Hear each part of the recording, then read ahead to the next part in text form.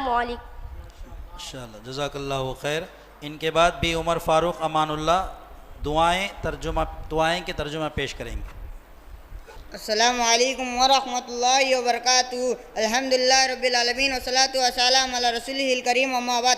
محترم صدر جلسہ و حاضرین اجلاس، آج اس جلسے میں چند دعائیں پیش کرنا چاہتا ہوں. دعا نمبر 1، لباس پہنتے وقت پڑھنے کی دعا. الحمدللہ الذی کسانی ھذا الثوب وارزقنی من غیر حول منی ولا قوتی.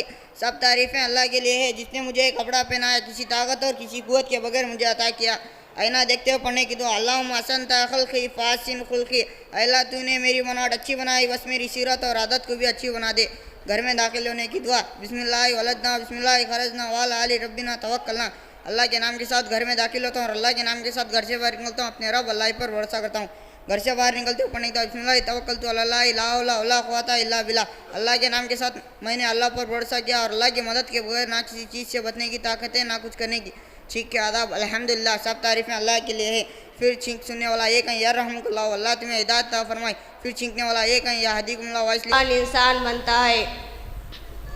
اسلام ایک ایسا دین ہے جو انسانوں کو مسلمان بنانے سے پہلے ایک اچھا انسان بننے کی تعلیم دیتا ہے. یہی وجہ ہے اللہ تعالیٰ ہی سب سے پہلے توحید کی تعلیم دینے سے پہلے علم دین حاصل کرنے کا حکم دیا. اللہ نے فرمایا فَعَلَمْ أَنَّهُ لَا إِلَهَ إِلَّا اللَّهُ وَاسْتَغْفِرْ لِذَنبِكَ.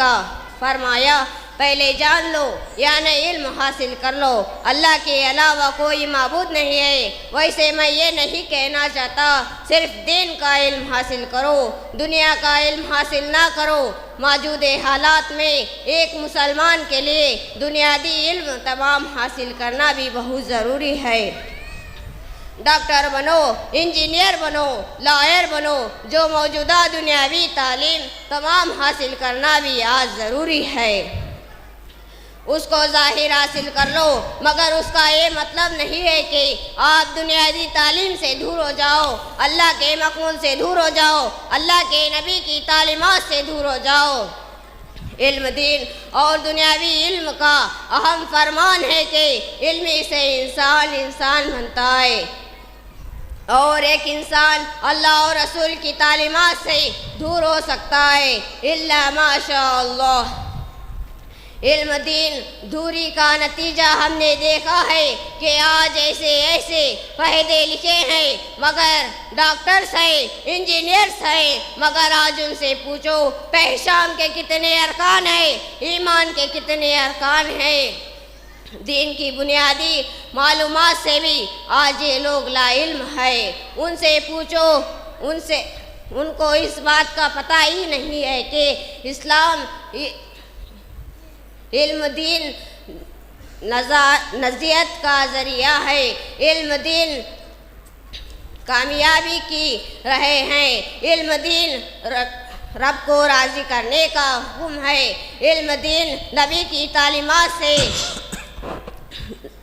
تعلیمات کو ڈھونڈنے کا راستہ ہے. ہم کو چاہیے کہ ہم علم دین سے وابستہ ہونے کی کوشش کریں. اللہ سے دعا ہے کہ اللہ ہم سب کو دین پر چلنے کی توفیق عطا فرمائے. آمین سو آمین. وآخر الدعوانا الحمد للہ رب العالمین. ماشاءاللہ جزاک اللہ خیر. قبل اس کے کہ اگلے مقرر کو دعوت دی جائے، آپ حضرات کے سامنے ایک وضاحت کی جا رہی ہے.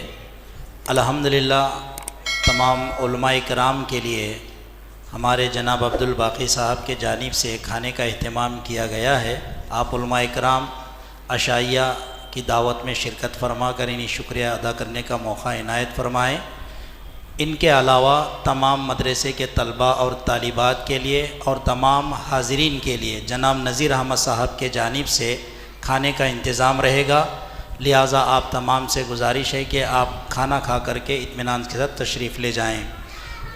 دعا کریں کہ اللہ رب العالمین یہ جو کار خیر میں حصہ لیا ہیں اللہ تعالیٰ اس کا اجر انہی دنیا و آخرت میں عطا فرمائیں. ان کے بعد بی کے فرحان نور اللہ شکر گزاری اس عنوان پر تقریر کریں گے. السلام علیکم ورحمۃ اللہ وبرکاتہ. الحمدللہ رب العالمین، الصلاۃ والسلام علی رسولہ الکریم. اما بعد. محترم صدر جلسہ و حاضرین اجلاس، آج کی اس مجلس میں میری تقریر کا عنوان ہے شکر گزار۔ اللہ تعالیٰ نے انسانوں کو بہت ساری نعمتوں سے نوازا اور اس ساری نعمتیں دنیا میں پائی جاتی ہے جس کا اندازہ انسان لگانا ناممکن ہے۔ اسی لیے اللہ تعالیٰ نے فرمایا وَإِن تَعُدُّوا نِعْمَتَ اللَّهِ لَا تُحْصُوهَا۔ اللہ تعالیٰ کی نعمتوں کو گننا چاہو اور اللہ تعالیٰ کی نعمتوں کو شمار کرنا چاہو تو یہ ناممکن ہے، کیونکہ ایک نہیں، دو نہیں، 100 نہیں، 1000 نہیں، یہ تو کچھ بھی نہیں۔ اللہ تعالیٰ نے ان گنت نعمتیں انسان کو عطا فرمائی ہے۔ آج انسان کو چاہیے کہ وہ غور و فکر کریں اور سوچیں کہ اتنا واسع و عریض آسمان جو بغیر ستون کے کھڑا ہے یہ کس نے بنایا ہے؟ یہ اتنا واسع و عریض زمین کس نے بچھائی ہے؟ یہ بلند قامت پہاڑ کس نے زمین میں گاڑ دیا ہے؟ یہ شجر، یہ حجر، یہ بحر کس نے بنایا ہے؟ جی ہاں، ان ساری چیزوں کو بنانے والا صرف اور صرف اللہ رب العالمین ہے۔ کیا آج ہم اللہ کی ان نعمتوں کا حق ادا کر رہے ہیں؟ کیا آج ہم اللہ کی ان نعمتوں کا شکر ادا کر رہے ہیں؟ کیا ہمارا حق نہیں بنتا کہ اللہ کی ان نعمتوں کا شکر ادا کرتے ہوئے عبادت گزار بندے بن جائیں؟ آج ہم مسلمان ہیں مگر افسوس کہ آج ہم اللہ کی ان نعمتوں کا شکر ادا کرنے سے غافل ہیں۔ اللہ کے جو احسان ہم پر ہیں اس کا شکر ادا کرنے سے غافل ہیں۔ ہم کو چاہیے کہ اللہ کا شکر ادا کریں۔ آخر میں دعا ہے کہ اللہ تعالی ہم کو شکر گزار بندے میں شامل عطا فرمائے۔ آمین ثم آمین۔ واخر دعوانا الحمدللہ۔ جزاک اللہ۔ ان کے بعد ابو بکر یوسف احادیث ترجمے کے ساتھ پیش کریں گے۔ عبد الرحمن یوسف تیار رہیں۔ یوسف ابو بکر حسین صاحب تیار رہیں۔ السلام علیکم ورحمۃ اللہ وبرکاتہ۔ الحمدللہ والصلاة والسلام علی الحمدللہ رب العالمین والصلاة والسلام علی رسول الکریم اما بعد۔ محترم صدر جلسہ و حاضرین اجلاس، آج اس محفل میں میری تقریر کا عنوان ہے صبر۔ ان اللہ مع الصابرین، بے شک اللہ صبر کرنے والوں کے ساتھ ہے۔ برادران اسلام، انسان ہونے کے ناطے، ایک مسلمان ہونے کے ناطے اللہ کے جانب سے آزمائش، مشکلات، پریشانی آتی ہے، اور جو انسان ان ساری مصیبتوں پر صبر کرتا ہے اور ان تکلیفوں کو برداشت کرتا ہے وہ انسان ایک ایسا مسلمان ہے جو اللہ کے خاص بندوں میں سے ہے۔ برادران اسلام، جس طرح ایوب علیہ السلام نے صبر کیا، وہی صبر ہمارے اندر ہونا چاہیے۔ جس طرح ابراہیم علیہ السلام نے صبر کیا، آج وہی صبر ہمارے اندر ہونا چاہیے۔ مگر آج ہم چھوٹی چھوٹی تکلیفوں سے گھبرا جاتے ہیں، مگر آج ہم چھوٹی چھوٹی آزمائشوں سے گھبرا جاتے ہیں، مگر آج ہم چھوٹی چھوٹی پریشانی سے گھبرا جاتے ہیں۔ برادران اسلام، جاؤ حضرت ایوب علیہ السلام کی زندگی کو اٹھا کر دیکھو۔ ایک اللہ کے نبی، ایک اللہ کے رسول، ایک اللہ کے پیارے نبی جن کو اللہ نے آزمایا، وہ بھی کیسی آزمائش! اللہ اکبر، اللہ اکبر۔ حضرت ایوب علیہ السلام کا جسم بیماری سے مرکز ہو گیا تھا، مگر انہوں نے صبر کیا اور اللہ سے دعا کی، ربی مسنی الضر وانت ارحم الراحمین۔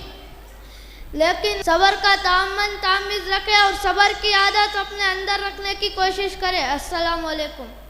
وعلیکم السلام، جزاک اللہ خیر۔